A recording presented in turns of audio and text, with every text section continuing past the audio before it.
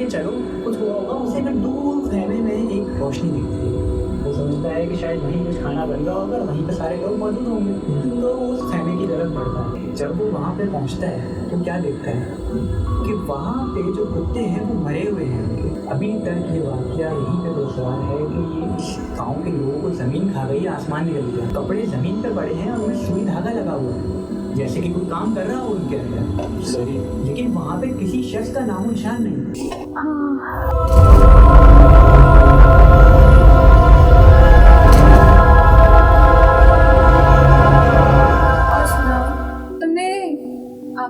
ये स्टोरी सुना था?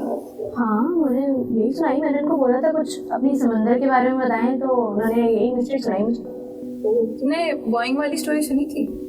मुझसे? वो भी एक रिलेशनशिप के बारे में थी।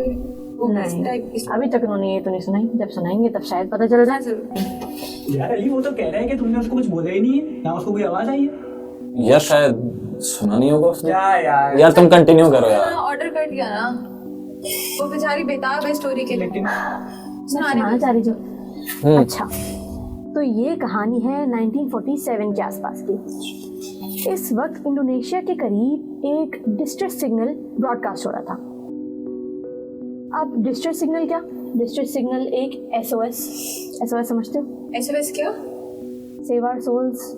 तुम्हें नहीं पता? नहीं, मुझे नहीं पता। यार बेसिकली पुराने टाइम में जब कोई मैसेजेस आपस में कम्युनिकेट करने होते थे तो डॉट और डैशेस की बेस के ऊपर एक लैंग्वेज के अंदर कम्युनिकेट किए जाते थे। जब भी समंदर के अंदर शिप्स में कोई वेदर का प्रॉब्लम होता था या कोई कम्युनिकेशन बैरियर आता था तो उस टाइम पे ये लैंग्वेज इस्तेमाल की जाती थी। ये तो बिल्कुल मोर्स कोड जैसी नहीं होगी? हाँ, ऐसी होती है। बहरहाल मैसेज में सिर्फ एक SOS नहीं था। मैसेज के मुताबिक all crew members including captain are dead lying in chart room and bridges. Possibly all crew members are dead. लेकिन फिर इसी के बाद एक और मैसेज आता है, I die. क्या मतलब? हाँ, एग्जैक्टली क्या मतलब? अब किसी को समझ नहीं आ रहा था कि क्या मैसेज है, तो इसको ट्रेस कराने के लिए फिर पता चला कि ये मैसेज जो है वो कहाँ से आ रहा है? इंडियन ओशन में इंडोनेशिया के करीब से आ रहा है। तो फिर ये मैसेज जो है वो 2 शिप्स को रिसीव हो रहा था, अमेरिकन शिप्स को रिसीव हो रहा था। अब वो 2 शिप्स कौन सी? एक सिल्वर स्टार और दूसरी वाली का मुझे नाम याद नहीं। अली, तुम्हें नाम याद है? नहीं भाई। अच्छा। हाँ, तो बहरहाल उन्होंने डिसाइड किया कि सोर्स को पता किया जाए कि सोर्स कहाँ से आ रही है।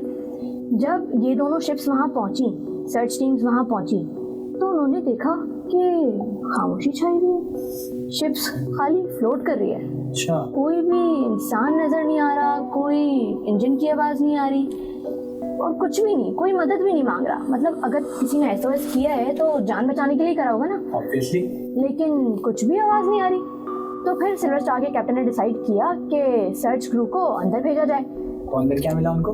जब अंदर पहुंचे तो उन्हें तमाम क्रू मेंबर्स की सिर्फ लाशें मिली।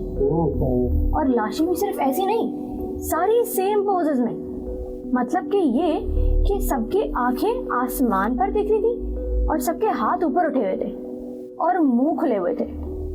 किसी भी लाश पर कोई जख्म का निशान नहीं मिला। एक पैटर्न सा कोई लग रहा है कि पैटर्न है। हाँ, सब सेम पोजेस में पड़ी हुई थी ना। क्रीपी सा नहीं लग रहा? वही तो। ये तो बहुत अजीब सी बात नहीं है। वो खौफ से मरी थी या कोई और बात थी?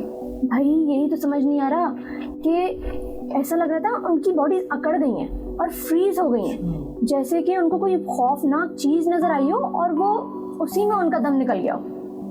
तो फिर सिल्वर स्टार के कैप्टन ने डिसाइड किया कि मजीद इन्वेस्टिगेशन कराने के लिए टो करके करीबी पोर्ट ले जाया जाए। तो जब टो लाइन लगाई तो फौरन एकदम से SS औरंग मैदान में धुआं निकलना शुरू हो गया। जब धुआं निकलना शुरू हुआ तो क्रू मेंबर्स ने फौरन लाइन काटी कि भाई कोई दूसरी वाली शिप को भी नुकसान ना हो जाए। तो जब जैसी टो लाइन काटी तो एकदम से ब्लास्ट हो गया। पूरी की पूरी SS औरंग मैदान शिप डूब गई। उस ब्लास्ट की वजह पता चली? नहीं, सिर्फ थ्योरीज हैं, कुछ पता भी नहीं चल रहा। अब पता भी कैसे चलेगा? इन्वेस्टिगेशन तो नहीं हो सकती, एक्सप्लेन तो कोई कुछ नहीं कर सकता ना। ये मिस्ट्री भी औरंग मैदान अपने साथ समंदर में लेकर डूब गई। अजीब है ना यार। बहुत। बहुत ही वही और अगर आप इमेजिन करो उनकी लाशें, तो आंखें कैसी होंगी उनकी। और वो सब एक पोर्शन में अकड़े हुए हैं।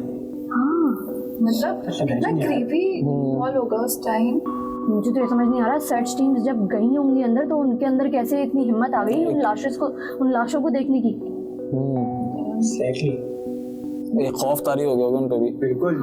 और जब टो लाइन लगाई उसके बाद जो धमाका हुआ उससे तो और ज्यादा वो सब खौफजदा हो गया कि कोई वाकया बहुत ही तो उसके मिस्टीरियस है। सर्च नहीं किया क्या टीम से, कोई डाइवर्स ने जाके? कैसे सर्च करते, शिप ही डूब गई ना, और उसके बाद भी कुछ अंदर कुछ भी इतनी डीप सी में चले जाएगी तो कैसे पता करेंगे। अली तुम्हारा क्या ख्याल है, क्या थ्योरी हो सकती है इस धमाके की? यार इसके बारे में काफ़ी सारी स्टोरीज हैं। कुछ लोग ये कहते हैं कि डेक पे रखे हुए सामान की वजह से, लोड की वजह से, या फिर जो शिप के अंदर एक अल्कोहल की फ्यूम्स थी उसकी वजह से भी ये वाकया हो सकता है। लेकिन ये 1930 की स्टोरी है ना गालिबन। हाँ। तो किसी ने इन्वेस्टिगेशन तो की होगी ना। नहीं कर सकते। हाँ, कैसे? काफ़ी ओल्ड है। ये भी है। वाह यार हानिया, खूब एंडिंग की तुमने स्टोरी की, बड़ी हो गई हो। और ये स्टोरी तो मैं आमिर ने सुनाई है। हाँ, उन्हीं ने ही सुनाई है। मैंने उनको बोला था कि कोई नेवी की मिस्ट्री सुनाए तो उन्होंने मुझे ये सुनाई। स्टोरी तो जानदार है। जानदार? इस तरह की स्टोरीज तो अर्बन लेजेंड्स हैं। जब मैं हॉस्टल में थी ना तो हम सारी लड़कियां रात को बैठ के ऐसी स्टोरी सुनाती थी। कुछ अर्बन लेजेंड्स होती थी और कुछ ट्रू स्टोरीज। एक ऐसी स्टोरी मुझे मेरी रूममेट निम्रा ने सुनाई जिसको सुन के तो मेरी नींदें ही उड़ गई। वो ऐसी स्टोरी थी कि मैं बता नहीं सकती। अच्छा, तो फिर तो डेफिनेटली लव स्टोरी होगी। बस कर चचोरे, ऐसा कुछ नहीं है। तुमने मुझे तो नहीं बताई। मैडम की स्लीप साइकिल डिस्टर्ब हो जाती। फिर स्टोरी से स्लीप साइकिल का क्या ताल्लुक है? मैडम डरपोक जो है। कोई नहीं, मुझे लगा था आमिर भाई इसको फोबियाज इसके दूर कर देंगे, बट ये तो उल्टा इसी को स्टोरी सुना रहे हैं। देख लो कहीं आमिर भाई ने तुम्हारी इंश्योरेंस तो नहीं कराई। हाँ, वो ऐसा ना हो कि वो रातों रात अमीर होने के सपने देख रहे हो। ये ना बात करो, ऐसा ना हो कि ये बात उनके जहन में ही रह जाए, नहीं ऐसा कुछ नहीं है। सारी जिंदगी शक करती रहेगी। बहुत प्यार करते हैं और मुझसे तुम लोग सब जेलस हो रहे हो बस। अरे वाह, जेलस। और हम लो भाई, चाय आ गई। आ जाओ भाई, आ जाओ।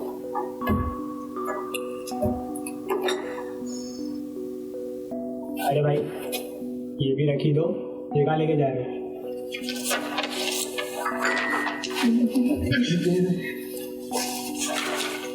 उनको क्या हो गया? अजीब आदमी वापस लेके जा रहा था कब? छोड़ो ना यार। छोड़ो यार, वो अपने टेंशन में होगा।